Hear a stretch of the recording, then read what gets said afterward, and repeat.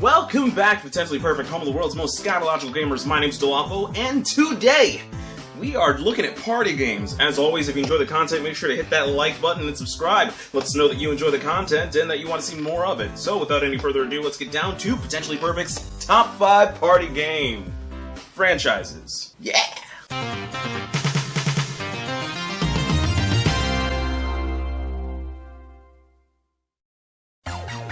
Number 5.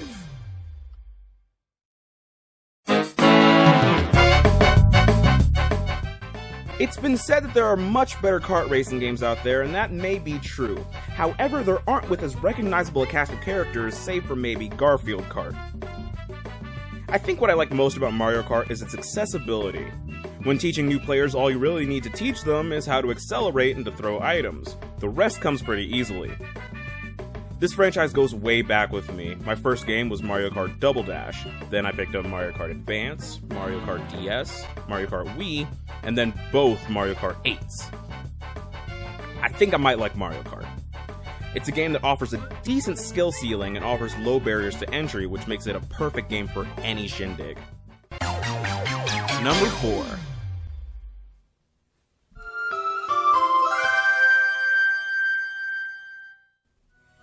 It cannot be argued that Wii Sports had a huge impact on the casual gaming space. Any video game you can play with your grandma and have a good time is something really special. There were a billion party games on the Wii, but I think this one is pure lightning in a bottle. I can't think of any minigame in the franchise that I hated particularly more than the others, or anything like that. Or hated at all, to be frank. In fact, I really enjoyed most of them, particularly the boxing and the bowling. Honestly, though, I think the Wii Motion Plus should have been there from the beginning, but regardless, we still swung our bats super hard for no reason whatsoever. Whether you played any of the Wii Sports games, be it on the Wii or the Wii U, you were guaranteed to have a great time with your friends and family, and that's what it's all about. Am I right? I'm right. Number 3.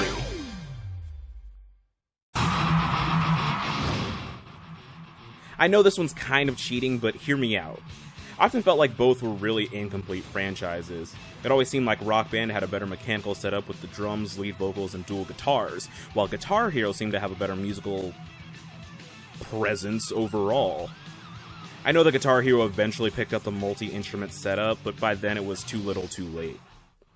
I remember parties with these not always being the best, because there was always that one guy who actually played guitar who wouldn't stop bitching about how the game wasn't accurate because the guitar doesn't, work that way.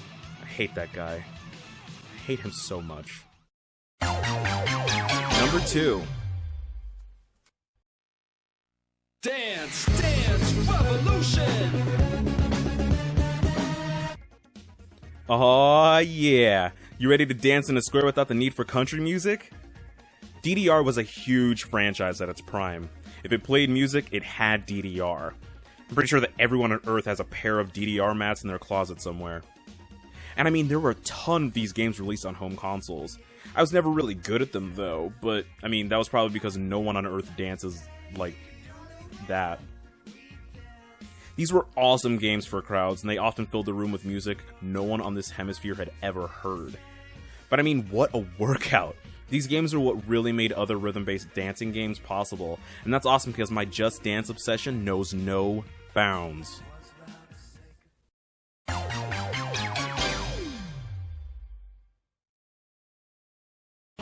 I honestly barely consider this a party game. There's a difference between party games and games you can play at parties. I think that Smash is more of the latter. The accessibility just isn't there. Without someone to challenge you, this one can get really dull, like really fast, and without experience, this can be really aggravating. But I mean, that's every fighting game ever, so, there's that. Still an awesome franchise, though. Still an awesome franchise. This is a newer IP, and one that shouldn't be left on the back burner. See, because it's about cooking. I'll let myself out.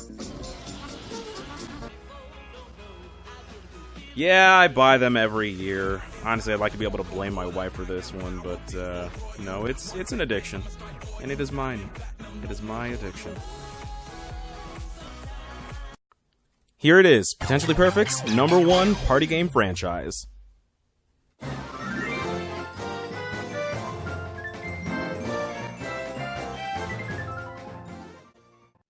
Mario freaking Party, the King Koopa of party games. My goodness, is there a friendship this game hasn't tested? This is probably the most cutthroat set of games Nintendo has ever put out.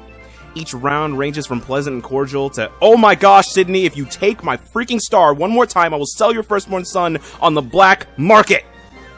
But personally, I'm more fond of the middle titles, numbers 5 through 7. I really enjoyed the microphone tool they introduced during 6, so it holds a special place in my heart. That aside, the gameplay was pure. You and your friends race around the board where anything could happen, all in the hopes that you reach the star first. I hate to be nostalgic about it, but honestly, I think this is where Mario Party was its best. See, after that, it kinda fell off for me. The mini-games are the frosting and the board is the cake. They're both necessary and equally important. And I think the devs kind of forgot about that, or thought that the formula was getting old. I don't know, but the car thing was annoying. The genuinely unpredictable nature of the boards made for some really intense and memorable moments.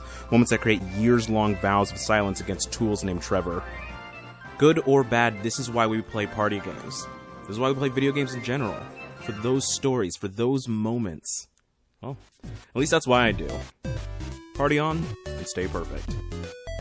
Thank you so much for watching the whole video, guys. It means a lot to us, and if you really enjoyed the content, make sure to share the video. Let people know how awesome we are. Yeah!